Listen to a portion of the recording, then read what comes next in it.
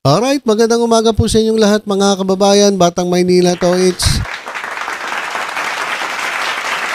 Ang nakikita po ninyo sa ating screen ay ang pamimigay po ng mga computer tablets sa mga public high school students at public school teachers diyan po sa Dagupan City, Pangasinan. At ang namimigay po ay ang Sagip Party List mga kababayan.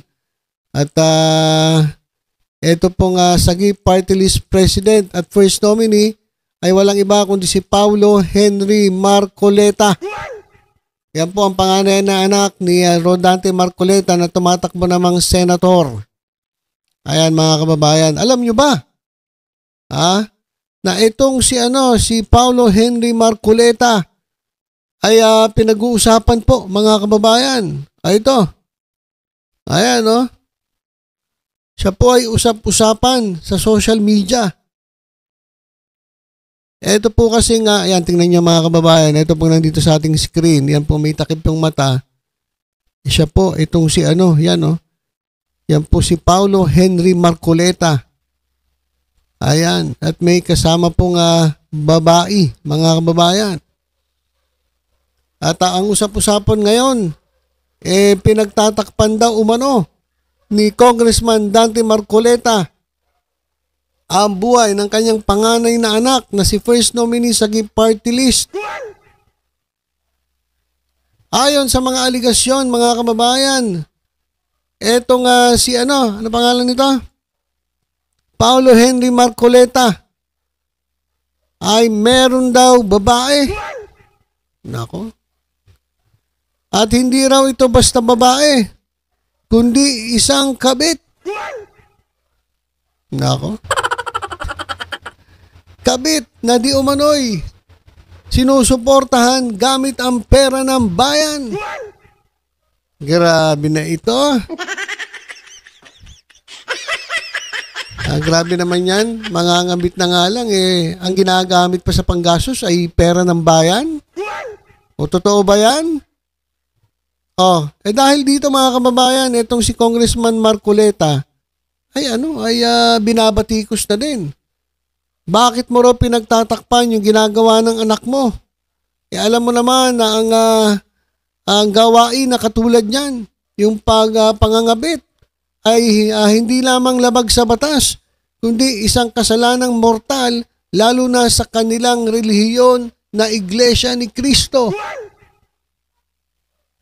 Ayan mga kababayan yung usap-usapan ngayon. Bakit mo raw pinababayaan, Congressman Rodante Marcoleta, yung anak mo na nangangabit at ang matindi pa niyan, yung ginagastos daw, di umano, ay galing sa kaba ng bayan. Ayan po ito po ang post po dyan ng BBM Youth Movement. 224 sa politika. Nauso yan 224, no? Alam niyo ba yung 224 mga kababayan? Yan po yung yung pinatattoo po ni Pilmar. Yung asawa po ni Andy Eigenman. Meron po silang couple tattoo nung kanyang best friend ko, no? 224. Kaya nangyari mga kababayan, nagkaroon ng para bang post ito si Andy Eigenman. At galit na galit dun sa best friend di umano ni Pilmar, yung kanyang asawa. Pero okay naman na kasi merong mga huling litrato na naglabasan na okay na sila. Pero syempre, kumalat sa social media yung 224, yung mga tattoo na yun. Pero alam ko pinatanggal na ata ni Pilmar na iba talaga pag pogi. Sabi ng iba, hindi naman daw pogi ba si Pilmar? Sabi nga ng ibang kababayan natin, di totoo yung sinasabi ni Andrew na humanap ka ng pangit at ibigin mo tunay. Kasi minsan, yung iba raw, yung mga pangit pa daw, ang talagang mga babaero. Totoo ba yan? Yung mga pangit yan, babaero daw kayo? Nako. So yan mga kababayan, after nung issue ni Maris Racal, after nung issue ng mga ni Barbie, grabe mga kababayan, itong issue naman ni Pilmar. At ngayon, ito naman pinag-uusapan.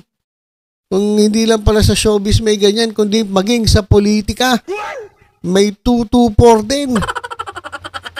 Ayan mga kababayan sa ating screen. Ayan nga nakikita po ninyo dito na litrato ay di umano mga kababayan. Ayon dito sa report, ayon dito sa post ay bet ka. Bet ka ng ni first nominee ng Sagip Party List, Paulo Henry Marcoleta. Ayan mga kababayan. Alam niyo sa totoo lang, kapag ganito ang mga politiko at merong nangyayaring immoralidad, ito dapat hindi na po natin binibigyan ng pagkakataon na magkaroon ng posisyon sa ating gobyerno. Sa totoo lang mga kababayan. At kung ikaw naman, kinukonsinti mo ang kalokohan ng anak mo, ganun din yun. Lalong-lalo na kayo ay talaga na mga miyembro ng Iglesia ni Cristo. At ito hindi lamang labag sa batas, kundi labag sa kanilang reliyon. Talagang pag nangaral ito mga ministro dyan sa Iglesia ni Cristo, pinagbabawal po namin yan. Bawal po ang mga bet ka dito. Ang masama pa nun hindi daw sariling pera yung ginagastos.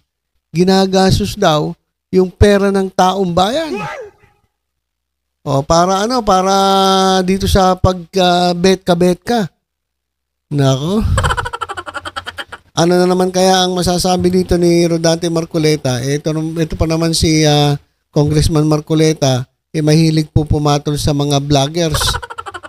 Talaga naman pong doon nga sa sa hearing mga kababayan, nung hearing nung pagpapakalat ng fake news ng ilang mga vloggers, talagang gusto niya pang ipakontempt itong si Attorney Enzo Recto. Ganyan po katindi itong galit niya dun sa sa vlogger. Ito, ano nga yan kaya masasabi ni Congressman Marcoleta dito? Ewan ko lang siguro i-deny niya to kasi sabi nga niya walang West Philippine Sea. Kung kaya niya nga sabihin na walang West Philippine Sea, di mas lalo na to. Pwede niyang sabihin na wala yan, di totoo yan. Gawa-gawa lang yan, paninira lang sa akin yan. Ganun ang mangyayari dyan, di ba?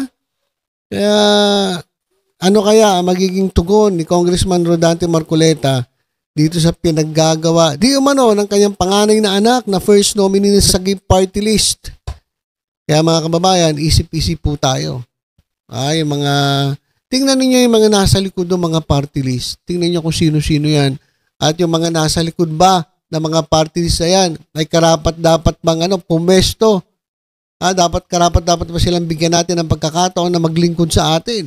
Kasi kung ang mangyayari, gagamitin nila ay yung kanilang mga party list para mga bet, ay nako, wag na po natin bigyan to ng pagkakataon na muling mahalal sa darating na eleksyon mga kababayan sa 2025 midterm elections.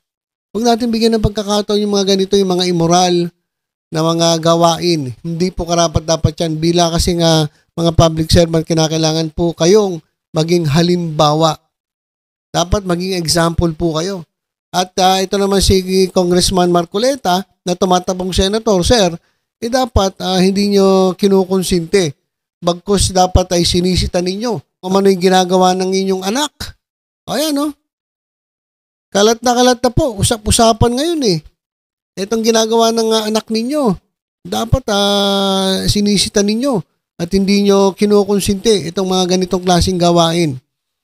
Kaya kung ako kay Congressman Rodante Marcoleta, sir, baka pwede magsalita kayo tungkol dito. At kasi okay lang sana kung hindi kayo mga public servant Kaso public servant kayo, public figure kayo. So, kinakailangan ipaliwanag ninyo.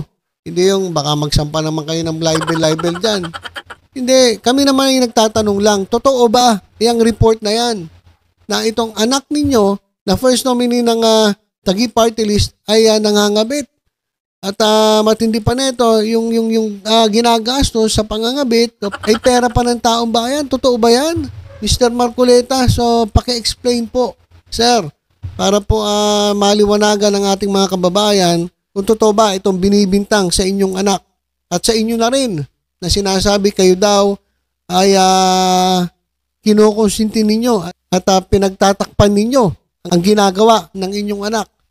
Kaya abangan namin, Congressman Marcoleta, yung inyong statement tungkol dito. So yun lang po mga kababayan, basta tutok-tutok lang po dito sa Batang Maynila to sa iba pang updates. Ingat po tayong lahat. God bless po.